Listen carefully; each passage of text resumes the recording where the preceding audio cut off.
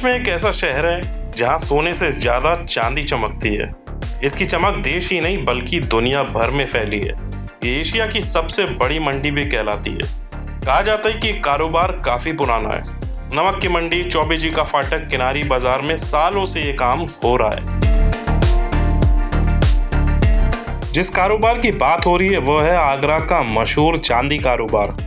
यहाँ बड़े पैमाने पर चांदी की पायल, डेकोरेटिव आइटम जैसे प्रोडक्ट तैयार होते हैं। आगरा में बनी चांदी की ज्वेलरी और मूर्तियों समेत प्रोडक्ट की डिमांड गल्फ कंट्री के साथ America, England, Thailand, Malaysia, Singapore समेत अन्य देशों में भी है।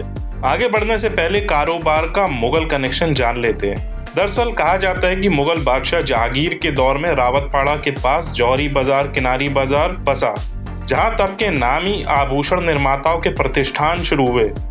मुगल कारोबार में आने वाले पूरे देश के लोग यहीं से आभूषण खरीद कर ले जाते थे। ये कितना पुराना कारोबार है खुद सुनिए और समझिए कारोबार की बारीकियां।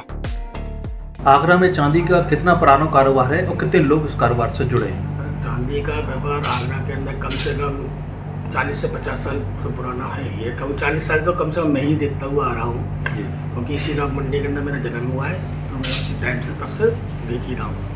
तो बहुत पुराना कारोबार है। कितने लोग इस कारोबार को करते होंगे? सर इसमें चांदी लेबर, कारीगर और सब व्यापारी वगैरह मिलाकर लाखों के आसपास आदमी तो है इसके अंदर। बहुत बड़ा व्यापार है आगरे के अंदर चांदी का। शहर में थोक की और फुटकर दुकानें अगर बात करें तो कितनी? सर हज़ारों से ऊपर ही निकलेगी। ये चांदी के प्रोजेक्ट तैयार होते हैं, इससे कौन कौन से प्रोजेक्ट तैयार होते हैं चांदी? आगरे के अंदर मेन चेन्स और पायल का काम ज़्यादा है। जी जी। आगरे के अंदर जो मैन्युफैक्चरिंग होती है वो मेन पायल और चेनों का है। अब बात कर लेते हैं कारोबार की स्ट्रेंथ की। रावतपाड़ा के मोड़ से जौहरी बाजार, किनारी बाजार, नमक की मंडी, सेब का बाजार, चौबे जी का फाटक, फवारा तक सराफा बाजार फैला हुआ है, जहां थोक, रिटेल, बुलियन और आभूषणों की बड़ी संख्या में दुकानें और हजारों की संख्या में कारीगर है। देश भर में आगरा के किनारी बाजार की चांदी की पायलें और सोने के आभूषण की चमक कायम है। दिवाली जैसे त्योहार के दौरान रौनक देखने लायक होती है। किस तरह चांदी के प्रोडक्ट को फाइनल टच दिया जाता है?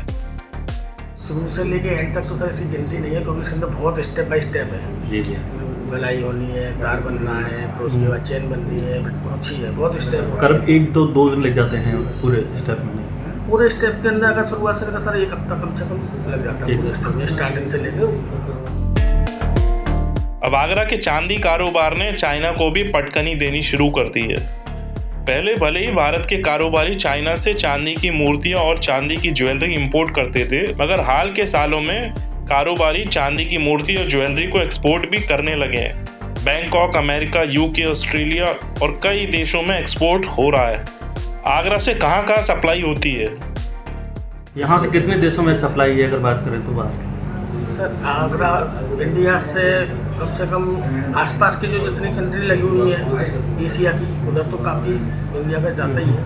तो पायलों से ज़्यादा चेनों की सप्लाई ज़्यादा है इंडिया से। पायल्स की इंडिया के अंदर खपत ज़्यादा है।